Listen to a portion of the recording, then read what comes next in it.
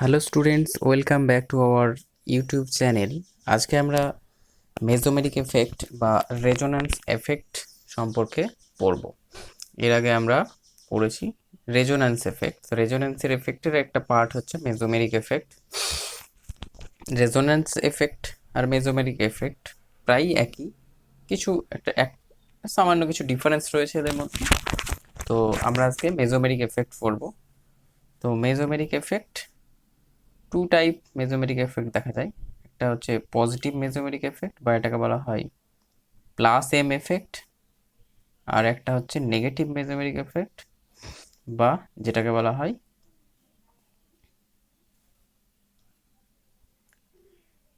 Minus M effect. ঠিক আছে, এটা হচ্ছে প্লাস এম, এটা হচ্ছে মাইনাস এম। তো এটা পড়ার আগে আমরা কিছু এক্সাম্পল দেখে নিই যে কোথায় মেসোমেরিক এফেক্ট হচ্ছে, কিভাবে হচ্ছে। যেমন আমরা যদি CH2 CH3 CH double bond CH, এখানে যদি আমরা OH দিই, তাহলে এই কম্পাউন্ডের ক্ষেত্রে আমরা দেখতে পাচ্ছি যে অক্সিজেনের ওপর কি রয়েছে, লোন পেয়ার রয়েছে। তাহলে এই লোন পেয়ারটা কি হবে, এখানে ডোনেট করবে। তার ফলে এই পাই বন্ডের যে ইলেকট্রন সেটা এখানে চলে আসবে।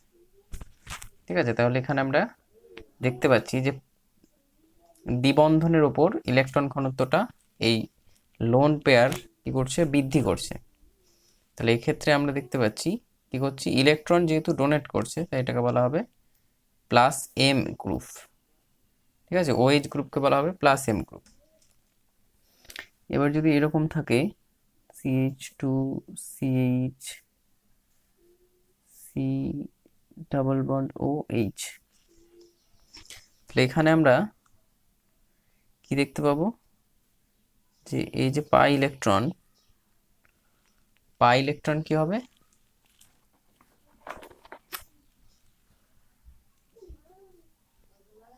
পাই ইলেকট্রন দুটো এখানে অক্সিজেনের উপরে আসবে, আর এই যে দুটো পাই ইলেকট্রন, সেই পাই ইলেকট্রন দুটো এখানে আসবে। ঠিক আছে, মানে এখানে যে কনজুগেশন পাই সিগমা পাই, এটা কনজুগেশন, মানে কনজুগেশনে থাকবে এবং পাই ইলেকট্রনের ডিলোকালাইজেশন হবে বা পাই ইলেকট্রন ট্রান্সফার হবে ফ্রম কোনো একটা মাল্টিপল বন্ড থেকে। এই মাল্টিপল বন্ডে যে পাই ইলেকট্রন এটা এইদিকে ট্রান্সফার হচ্ছে। তাহলে কি হচ্ছে, এখানে অক্সিজেন কিন্তু ইলেকট্রন ডেন্সিটিটাকে নিজের দিকে টানছে, মানে উইথড্র করছে, ইলেকট্রন উইথড্রয়িং গ্রুপ। তাহলে এটাকে বলা হয় মাইনাস এম এফেক্ট বা মাইনাস এম গ্রুপ। এই গ্রুপটাকে বলা হয় মাইনাস এম গ্রুপ, আর এই গ্রুপটাকে বলা হয় প্লাস এম গ্রুপ। এরপর আমরা কিছু বেনজিন রিং এর উপর দেখব।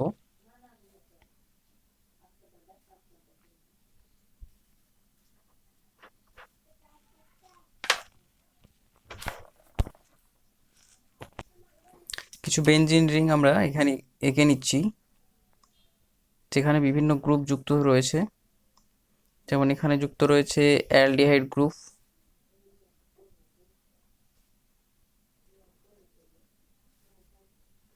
এখানে রয়েছে নাইট্রো গ্রুপ,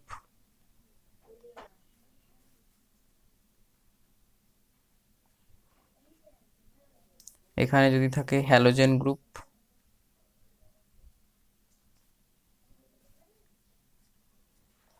এখানে রয়েছে কি দেওয়া যেতে পারে, এখানে এখানে OH দেওয়া যেতে পারে, OH গ্রুপ। আর যেমন ফ্লোরিন, ক্লোরিন, ব্রোমিন এগুলো সবগুলোই থাকতে পারে। NH2 group. ঠিক আছে, এখানে কিন্তু বেনজিন রিং এটা। তাহলে এই গ্রুপগুলো থেকে আমরা দেখব যে কোনখানে কোন গ্রুপটা মাইনাস এম শো করছে, কোনটা প্লাস এম শো করছে। তো এখান থেকে যদি আমরা দেখি তাহলে দেখতে পাবো এই যে পাই ইলেকট্রন, এই পাই ইলেকট্রনটা কি হবে, এইখানে শিফট করবে এবং এই যে পাই ইলেকট্রন এটা অক্সিজেনের উপর চলে আসবে। তাহলে এই যে টোটাল ওভারঅল গ্রুপ মানে CHO গ্রুপ বা অ্যালডিহাইড গ্রুপ, ঠিক আছে, এখানে যে CHO গ্রুপ রয়েছে সেই গ্রুপটা কি করছে, ইলেকট্রনটা বেনজিন রিং থেকে অক্সিজেনের ওপর চলে আসছে। ঠিক আছে, তাহলে ইলেকট্রন উইথড্র করছে। তাহলে এখানে ইলেকট্রন যেহেতু উইথড্র করছে তাই এর কি রয়েছে, মাইনাস এম এফেক্ট। যেখানে দেখা যাবে যে ইলেকট্রন ডেন্সিটিটা ইনক্রিজ করছে কোনো রিংয়ে, বেঞ্জিন রিংয়ের ক্ষেত্রে যদি আমরা দেখি, তাহলে যে গ্রুপ বা অ্যাটম কি করবে, বেঞ্জিন রিংয়ে ইলেকট্রন ডোনেট করবে সেখানে প্লাস এম, আর যেখানে ইলেকট্রন উইথড্র করবে সেখানে সেই গ্রুপটার মাইনাস এম এফেক্ট রয়েছে বা মাইনাস এম গ্রুপ বলা হয়। এখানেও যেমন দেখা যাচ্ছে যে এই পাই ইলেকট্রন এখানে আসবে, ডবল বন্ড হবে, এই পাই ইলেকট্রন অক্সিজেনের ওপর আসবে। তাহলে এখানেও আমরা দেখতে পাচ্ছি NO2 গ্রুপ কি করছে, ইলেকট্রন উইথড্র করছে। তাহলে এটাও আমরা বলতে পারি মাইনাস এম গ্রুপ, বা এখানে মাইনাস এম ইফেক্ট রয়েছে, মেজোমেরিক ইফেক্ট। ঠিক আছে, এখানে আমরা দেখতে পাচ্ছি যে ইলেকট্রন কি করছে, ডোনেট করছে। তাহলে এই যে পাই ইলেকট্রনটা চলে আসবে এখানে। তাহলে কি হচ্ছে, ওভারঅল যে বেঞ্জিন রিং তার উপর ইলেকট্রন ডেন্সিটি ইনক্রিজ করছে। তাহলে ওভারঅল বেঞ্জিন রিং এর উপর ইলেকট্রন ডেন্সিটিটা বাড়িয়ে দিচ্ছে, মানে ইলেকট্রন ডোনেট করছে। তাহলে ইলেকট্রন ডোনেট করলে এটা হয়ে যাবে মানে এক্স গ্রুপগুলো প্লাস এম এফেক্ট শো করছে। ঠিক আছে, প্লাস এম এফেক্ট শো করে। আবার আমরা জানি যে হ্যালোজেন অনেক বেশি মোর ইলেকট্রোনেগেটিভ দেন আদার অ্যাটম। সো এখানে আমরা মাইনাস আই ইফেক্টটা কিন্তু দেখতে পাবো। ঠিক আছে, মাইনাস আই মানে ইন্ডাকটিভ এফেক্ট। এখানে আবার অক্সিজেনের উপর ইলেকট্রন লোন পেয়ার রয়েছে, এই লোন পেয়ার এখানে ডোনেট করে ডবল বন্ড তৈরি হবে, মাল্টিপল বন্ড। আর এই পাই ইলেকট্রন কি হবে, এই পাই ইলেকট্রন দুটো এই কার্বনের উপর চলে আসবে। তাহলে আমরা দেখতে পাচ্ছি এখানেও যে বেঞ্জিন রিং এর উপর ইলেকট্রন ডেন্সিটিটা কি হচ্ছে, বেড়ে যাচ্ছে বেঞ্জিন রিং এর উপর। তাহলে এখানে ইলেকট্রন ডেন্সিটি ইনক্রিজ করছে কে, এই OH গ্রুপ। তাহলে এখানে OH গ্রুপ হয়ে যাচ্ছে কি গ্রুপ, প্লাস এম গ্রুপ। এখানে NH2 গ্রুপের ক্ষেত্রেও লোন পেয়ার রয়েছে, লোন পেয়ার এখানে ডোনেট করছে, এই পাই ইলেকট্রন দুটো এখানে চলে আসছে। তার ফলে কি হচ্ছে, বেঞ্জিন রিং এর উপর যে ইলেকট্রন ডেন্সিটি সেটা বেড়ে যাচ্ছে। তাহলে আমরা দেখতে পাচ্ছি NH2 গ্রুপও একটা প্লাস এম গ্রুপ হিসেবে থাকছে বেঞ্জিন রিং এর উপর। তাহলে আমরা দেখতে পাচ্ছি এই এক্সাম্পলগুলো যদি আমরা অবজার্ভ করি, দেখি, তাহলে আমরা বুঝতে পারবো যে এখানে কি হচ্ছে, যে যেখানে যেখানে যেখানে দেখতে পাচ্ছি রিংয়ের সাথে ডাইরেক্ট যে অ্যাটমটা যুক্ত রয়েছে, সেই অ্যাটমটা যদি অপর কোনো অ্যাটমের সাথে ডাইরেক্ট দ্বিবন্ধন বা ত্রিবন্ধনের সাহায্যে যুক্ত থাকে, ডাবল বন্ড বা ট্রিপল বন্ডের সাহায্যে যুক্ত থাকে, তাহলে আমরা সেখানে মাইনাস এম দেখতে পাবো। ঠিক আছে, মাইনাস এম কোথায় দেখতে পাবো, যেখানে কোনো এক রিংয়ের সাথে যুক্ত অ্যাটম। তাহলে মাইনাস এম আমরা দেখতে পাবো কোথায়, মাইনাস এম এফেক্ট, যে যেখানে যেখানে রিংয়ের সাথে মানে বেঞ্জিন রিংয়ের সাথে যুক্ত ডাইরেক্ট যুক্ত অ্যাটম, মানে যেটা সরাসরি যুক্ত রয়েছে অ্যাটম, সেই অ্যাটম যেখানে রিংয়ের সাথে যুক্ত ডাইরেক্ট অ্যাটম যদি অন্য কোনো অ্যাটমের সাথে পাই বন্ড দ্বারা যুক্ত থাকে। ঠিক আছে, পাই বন্ড দ্বারা যুক্ত থাকে, ঠিক আছে, সেখানে আমরা দেখতে পাবো মাইনাস এম এফেক্ট। এটা খুব সহজ ভাষায় বোঝা যাবে যে যেখানে আমরা দেখতে পাবো, যেমন আরেকটা আমরা এক্সাম্পল নিই, যে এখানে যেমন বেঞ্জিন রিং রয়েছে, এখানে সি ডাবল বন্ড ও রয়েছে, এখানে CH3 রয়েছে। তাহলে কি দেখতে পাচ্ছি আমরা, এই যে রিংয়ের সাথে ডাইরেক্ট যুক্ত অ্যাটম রয়েছে কার্বনটা কি আছে, অন্য কোনো একটা অ্যাটমের সাথে এই যে দ্বিবন্ধন থাকলেও একটা পাই বন্ড থাকে, আবার ত্রিবন্ধন থাকলেও একটা পাই বন্ড থাকে। তাহলে এই দ্বিবন্ধন, এই যে পাই বন্ড থাকার জন্য ইলেকট্রনটা এখানে উইথড্র করবে, এখান থেকে এখানে আসবে। ঠিক আছে, তাহলে ইলেকট্রন ডেন্সিটি, রিংয়ের যে ইলেকট্রন ডেন্সিটি সেটা ডিক্রিজ করবে। তার ফলে আমরা দেখতে পাবো এখানে মাইনাস এম এফেক্ট এই গ্রুপটা শো করছে। এটা বোঝা গেছে? তাহলে আমরা যে মেজোমেরিক এফেক্টের যে ডেফিনেশন, মেজোমেরিক এফেক্ট এর ডেফিনেশন আমরা কি লিখতে পারি, মেজোমেরিক এফেক্টের ডেফিনেশন হচ্ছে, বলছে যে দ্য এফেক্ট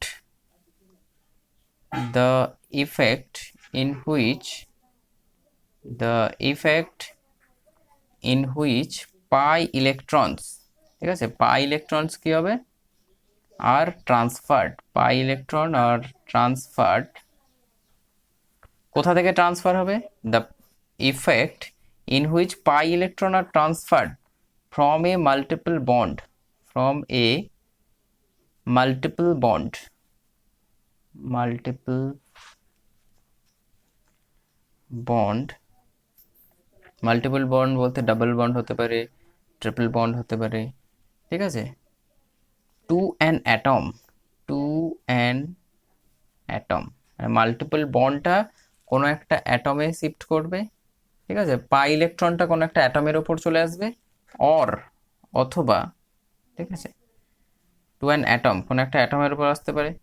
2 নম্বরে আমরা বলতে পারি যে কোনো একটা to a single bond, to a single bond, pi electron কোনো একটা সিঙ্গেল বন্ডে আসতে পারে, কোনো একটা অ্যাটমের ওপর আসতে পারে। আবার বলা যেতে পারে অথবা অর লোন পেয়ার, ঠিক আছে, অথবা lone pair of electron from an atom, from an atom কোনো একটা অ্যাটম থেকে যদি লোন পেয়ার কি করে, lone pair from an atom to the adjacent single covalent bond, to an adjacent single covalent bond. যেমন আমরা বলতে পারি যে COH, ঠিক আছে, এখানে যদি আমরা দেখতে পাই যে CH2CH3, তাহলে এখানে আমরা কি দেখতে পাচ্ছি যে এই যে লোন পেয়ার, লোন পেয়ারটা কোথায় আসছে, একটা সিঙ্গেল কোভ্যালেন্ট বন্ডের উপরে আসছে, আবার পাই ইলেকট্রনটা চলে আসছে কোনো একটা অ্যাটমের ওপর। তাহলে এখানে আমরা ডেফিনেশনটা থেকে ক্লিয়ার হয়ে যাচ্ছি যে the effect in which pi electrons are transferred from a multiple bond to an atom, ঠিক আছে, কোনো একটা মাল্টিপল বন্ডের যে পাই ইলেকট্রন সেটা কোনো একটা অ্যাটমের ওপর আসতে পারে, অথবা to a single covalent bond কোনো একটা সিঙ্গেল কোভ্যালেন্ট বন্ডের ওপরে আসতে পারে, ঠিক আছে, সেটাকে আমরা বলছি ইজ কল্ড এম এফেক্ট, ঠিক আছে। তাহলে এম এফেক্টের ডেফিনেশন হলো এইটা। এবার আমরা দেখব যে এটা একটা পার্মানেন্ট বন্ড, মেসোমেরিক এফেক্ট হচ্ছে একটা permanent effect, mesomeric effect is a permanent effect, এবং এটা অপারেট করছে ইন আনস্যাচুরেটেড কম্পাউন্ড, কোন একটা আনস্যাচুরেটেড কম্পাউন্ডের ক্ষেত্রে অপারেট করবে, হ্যাভিং কনজুগেটেড সিস্টেম, তাহলে কোন একটা সিস্টেমে কনজুগেশন থাকতে হবে। কনজুগেশন আমরা রেজোন্যান্সে পড়েছি, পাই সিগমা পাই থাকতে পারে কনজুগেশন, ঠিক আছে, পাই সিগমা পজিটিভ হতে পারে, পাই সিগমা লোন পেয়ার হতে পারে, ঠিক আছে, 5 টাইপস অফ কনজুগেশন আমরা পড়েছি, ঠিক আছে। সেই কনজুগেশনে যদি থাকে তবেই সেখানে পাই ইলেকট্রন কি করবে, পাই ইলেকট্রন কোনো একটা অ্যাটমের ওপর আসতে পারে, আবার কোনো একটা সিঙ্গেল কোভ্যালেন্ট বন্ডের ওপরে আসতে পারে, অথবা লোন পেয়ার কোনো একটা অ্যাটম থেকে to adjacent single bond, lone পেয়ারটা কোনো একটা অ্যাটম থেকে অ্যাডজাসেন্ট সিঙ্গেল বন্ডের ওপর আসতে পারে। তাহলে সেটাকেও আমরা বলতে পারি যে মেসোমেরিক এফেক্ট হচ্ছে সেখানে। আর এটা অপারেট করবে বললাম আনস্যাচুরেটেড কম্পাউন্ডের মধ্য দিয়ে, আর এখানে পাই ইলেকট্রন ইনভলভ রয়েছে অথবা লোন পেয়ার, ঠিক আছে, এখানে যে involve pi electron or lone pair involves in this effect. Next যে এটা ফিজিক্যাল এবং কেমিক্যাল প্রপার্টি দুটোকেই বিয়ার করছে, ঠিক আছে, M effect physical and chemical প্রপার্টিকে বিয়ার করছে। এবার আমরা দেখব যে মানে রেজোনেটিং স্ট্রাকচার ড্র করে দেখব যে এই মেসোমেরিক এফেক্টের সাহায্যে কোন কোন পজিশনে ইলেকট্রন ডেন্সিটিটা ইনক্রিজ হচ্ছে। তাহলে তোমরা দেখে নাও যে পাই ইলেকট্রন যদি এখানে আসে, তাহলে এই পাই ইলেকট্রন মানে এই লোন পেয়ার যদি এখানে ডোনেট করে এখানে ডাবল বন্ড তৈরি হয়, তাহলে এখানে যে পাই ইলেকট্রন সেটা এইখানে আসবে, ঠিক আছে। তাহলে আমরা রেজোনেটিং স্ট্রাকচার এর আগে শিখেছি কিভাবে ড্র করতে হয়, তাহলে দেখে নাও আমরা সেটাই করছি, যে এখানে ডাবল বন্ড ও প্লাস আর এখানে মাইনাস, তাহলে এই মাইনাস মানে দুটো ইলেকট্রন, তাহলে এই মাইনাসটা এখানে আসবে, এখানে দ্বিবন্ধন করবে আর এখানে পাই ইলেকট্রনটা শিফট হবে, তাহলে এখানে আমরা দেখতে পাবো এই স্ট্রাকচার, এখানে আসবে এবার মাইনাস, এখানে ডাবল বন্ড আর এখানে OH প্লাস, এরপরে যেটা তৈরি হবে সেটা এখানে এটা ডবল বন্ড হবে, এটা এখানে পাই বন্ডটা এখানে আসবে। তাহলে এখানে হচ্ছে এরকম মাইনাস, এখানে দ্বিবন্ধন, এখানে OH প্লাস, ঠিক আছে। এরপরে এটা এখানে আসবে, আর এই পাই বন্ধনটা, এই পাই ইলেকট্রনটা এখানে এই অক্সিজেনের ওপর যাবে।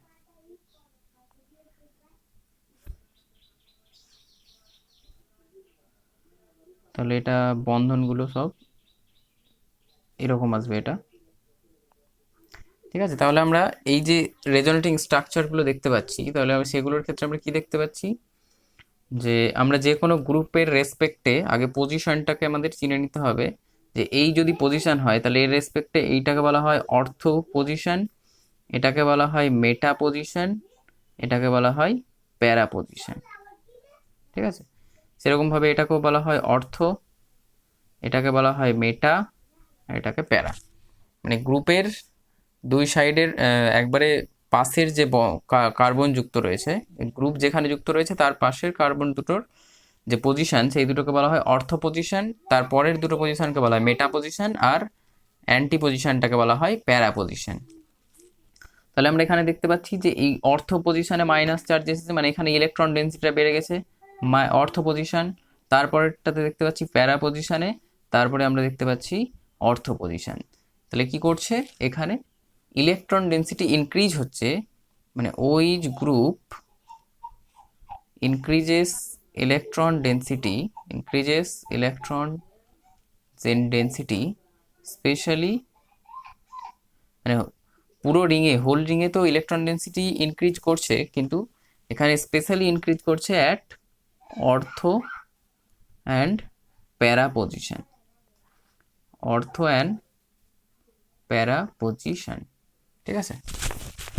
এখানে ইলেকট্রন ডেন্সিটিটা ইনক্রিজ হচ্ছে অর্থ আর প্যারা পজিশনে। তাহলে কোনো ইলেকট্রোফাইল এসে যদি অ্যাড হয়, তাহলে ইলেকট্রোফাইল কি খুঁজবে, যে ইলেকট্রন রিচ পজিশন, তাহলে ইলেকট্রন রিচ পজিশনে গিয়ে যুক্ত হবে।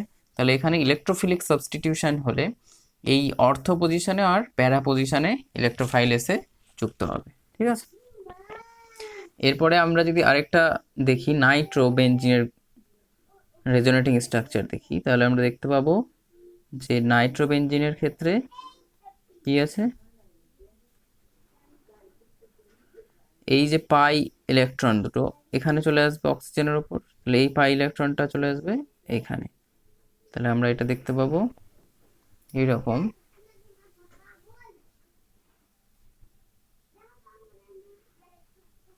O মাইনাস, আর এখানে দ্বিবন্ধন।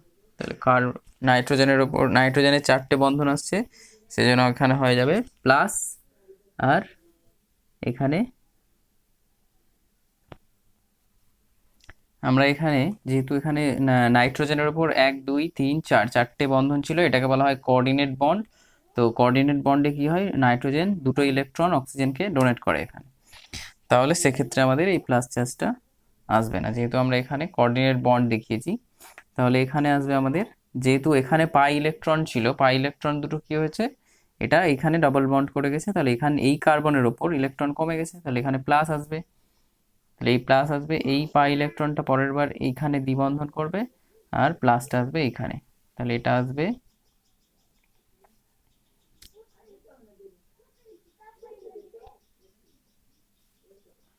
এখানে প্লাস, আর এখানে দ্বিবন্ধন, এখানে দ্বিবন্ধন। এর পরের বার এই পাই ইলেকট্রনটা এখানে দ্বিবন্ধন করবে, পরের রেজোনেটিং স্ট্রাকচারটা হবে এইরকম, এই এই এই এই এই এই এর পরেরটা হবে এরকম, এই পজিটিভ চার্জটা এখানে, তাহলে পজিটিভ চার্জ পাই ইলেকট্রনটা চলে আসবে এইখানে, ঠিক আছে, আর এই মাইনাসটা এখানে আবার চলে আসবে, তাহলে এটা হয়ে যাবে এরকম, এটা এটা এটা দ্বিবন্ধন, এখানে N, এখানে O, ডাবল বন্ডেড O, এটা। তাহলে আমরা এখানে যদি লক্ষ্য করি তাহলে দেখতে পাবো যে আমরা যেহেতু অর্থ আর মেটার প্যারা পজিশন বুঝতে পেরে গেছি, তাহলে দেখতে পাচ্ছি যে প্লাস বা পজিটিভ চার্জ মানে কি, সেখানে ইলেকট্রন কমে গেছে, ইলেকট্রনের ডেন্সিটিটা কমে গেছে, মানে পুরো বেঞ্জিন রিং এর মধ্যে হোল রিং এ ইলেকট্রন ডেন্সিটি কমে গেছে। কে কমিয়েছে? NO2 group. তাহলে NO2 group decreases electron density at অর্থ অ্যান্ড প্যারা পজিশন, মানে আগের মতো সেম। আগের ক্ষেত্রে কি হয়েছে? অর্থ এবং প্যারা পজিশনে ইলেকট্রন ডেন্সিটি ইনক্রিজ হয়েছে, আর এই ক্ষেত্রে আমরা দেখতে পাচ্ছি ইলেকট্রন ডেন্সিটি ডিক্রিজ হচ্ছে অ্যাট অর্থ অ্যান্ড প্যারা পজিশন। কিন্তু এক্ষেত্রে আমরা একটা জিনিস দেখতে পাবো যে মেটা পজিশনে কিন্তু ইলেকট্রন ডেন্সিটি সেরকম ভাবে ডিক্রিজ হয়নি। ঠিক আছে, তাহলে কোনো ইলেকট্রোফাইল যদি এই ক্ষেত্রে আসে, তাহলে NO2 কে আমরা বলতে পারি যে মেটা ডাইরেক্টিং গ্রুপ। সেই জন্য আমরা বলা হয় যে NO2 হচ্ছে একটা মেটা ডাইরেক্টিং গ্রুপ, বা যে গ্রুপগুলো -m এফেক্ট শো করে, -m এফেক্ট দেখায়, বা ইলেকট্রন উইথড্র করে, বা ইলেকট্রন ডেন্সিটি ডিক্রিজ করে, তো সেই ক্ষেত্রে আমরা কি দেখতে পাবো? যে কোনো ইলেকট্রোফাইল যদি অ্যাটাচ হয় তাহলে সেটা মেটা পজিশনে গিয়ে অ্যাটাক হবে, আর মেটা পজিশনে গিয়েই যুক্ত হবে। ঠিক আছে, তাহলে মেটা পজিশনে তো সেরকমভাবে ইলেকট্রন ডেন্সিটিটা কমছে না, প্লাস চার্জ মানে লো ইলেকট্রন ডেন্সিটি যেটা আমরা দেখতে পাচ্ছি সেটা অর্থ এবং প্যারা পজিশনেই দেখতে পাচ্ছি। এখানে অর্থ, এখানে প্যারা, এখানে অর্থ। তাহলে অর্থ প্যারা পজিশনে যেহেতু ইলেকট্রন ডেন্সিটি ডিক্রিজ করছে, মেটা পজিশনে কম্পারেটিভলি লো সেরকমভাবে ইলেকট্রন ডেন্সিটিটা ডিক্রিজ করছে না, সেই ক্ষেত্রে আমরা দেখতে পাবো ইলেকট্রোফাইল যুক্ত হলে সেটা মেটা পজিশনে এসে যুক্ত হবে। এরপরে আমরা দেখব যে difference between mesomeric effect and resonance effect. আমরা কিছু এক্সাম্পল মাধ্যমে দেখে নেব মেসোমেরিক এবং রেজোন্যান্স এফেক্টের যে ডিফারেন্স। সেটা হচ্ছে নাম্বার 1-এ যদি আমরা লিখি যে CH2 double bond CH double bond CH2। ঠিক আছে, তাহলে এখানে যে আমরা স্ট্রাকচারটা পাবো, পাই ইলেকট্রন কি হবে? যেদিকে খুশি আমরা করতে পারি। পাই ইলেকট্রনটা যদি এখানে আসে তাহলে এই পাই ইলেকট্রনটা এই কার্বনের উপর আসবে। তাহলে আমরা এটা লিখতে পারি CH2 minus CH double bond CH আর CH2 প্লাস। ঠিক আছে, এটা একটা রেজোনেন্স হচ্ছে থ্রু পাই ইলেকট্রন। নাম্বার 2 আরেকটা এরকম এক্সাম্পল দেখে নিই, CH3 C double bond OH। তাহলে এখানেও আমরা দেখতে পাবো যে এই ইলেকট্রনটা কি হবে? এইখানে আসবে, আর এই পাই ইলেকট্রন দুটো এই অক্সিজেনের উপর আসবে। তাহলে এখানে রেজোনেটিং স্ট্রাকচারটা হবে CH3 CO minus double bond OH plus. ঠিক আছে, তাহলে এই দুটোর ক্ষেত্রেই আমরা দেখতে পাবো কি আছে? রেজোন্যান্স হচ্ছে অথবা mesomeric, resonance effect or mesomeric effect. ঠিক আছে, hair mesomeric or resonance both are observed, but আরেকটা আমরা এক্সাম্পল নিচ্ছি যে HCl। তো এদের ক্ষেত্রে যদি আমরা বানাই যে HCl এর ক্ষেত্রে কি হয় যে ক্লোরিনের ইলেকট্রোনেগেটিভিটি বেশি, তাহলে ক্লোরিন কি করবে? এই ইলেকট্রন দুটো নিজের ওপর নিয়ে নেবে। ঠিক আছে, এখানে যদি চলে আসে তাহলে এটা কি হবে? H প্লাস, আর এখানে হয়ে যাবে Cl মাইনাস। তো এক্ষেত্রে আমরা এটাকে শুধুমাত্র বলতে পারবো যে such electron displacement, এই ধরনের electron displacement is the example of resonance only, not mesomeric effect। ঠিক আছে, তবে আমাদের মেসোমেরিক এফেক্ট এবং রেজোন্যান্স এফেক্টের যে ডিফারেন্স সেটা আমাদের এই এক্সাম্পল থেকে ক্লিয়ার হয়ে যাবে অবশ্যই। এখানে আমরা পাই বন্ডের মাধ্যমে ইলেকট্রন ডিসপ্লেসমেন্ট দেখছি।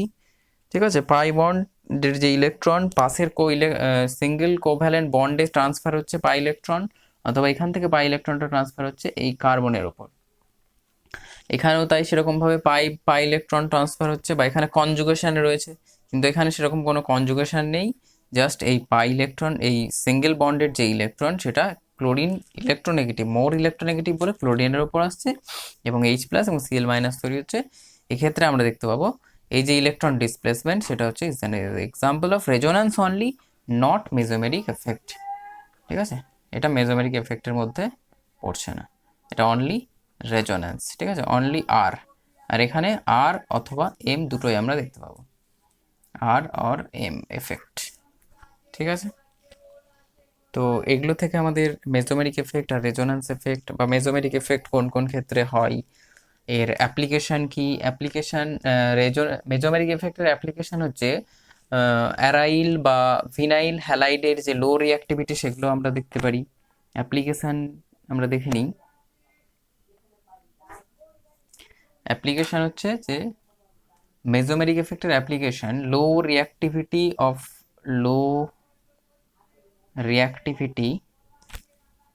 Of aryl or vinyl chloride, ঠিক আছে। ভিনাইল ক্লোরাইড বা অ্যারাইল যদি কোনো ক্লোরাইড হয় তাহলে তাদের ক্ষেত্রে আমরা লো রিঅ্যাক্টিভিটি দেখতে পাই, কি কারণে সেটা আমরা এক্সপ্লেন করতে পারবো। যেমন CL CH double bond CH2, এটাকে বলা হয় ভিনাইল ক্লোরাইড, ঠিক আছে, এটার নাম হচ্ছে ভিনাইল ক্লোরাইড।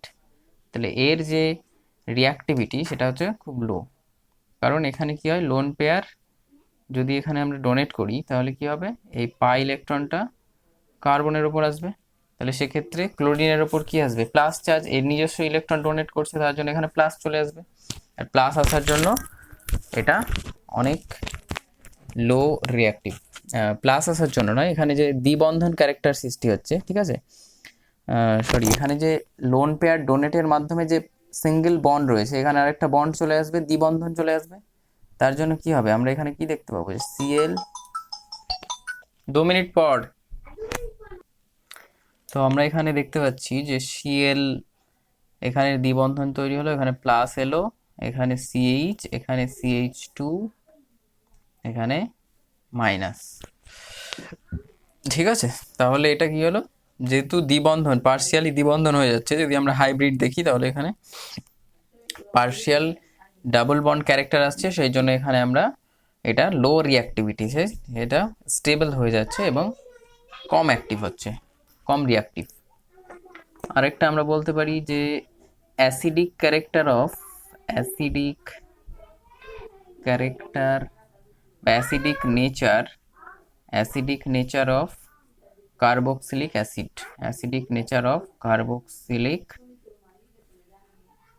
অ্যাসিড, RCOH, এর ক্ষেত্রে অ্যাসিডিক নেচার আমরা এই মেজোমেরিক এফেক্টের সাহায্যে এক্সপ্লেন করতে পারি। তারপরে আমরা বলতে পারি স্টেবিলিটি অফ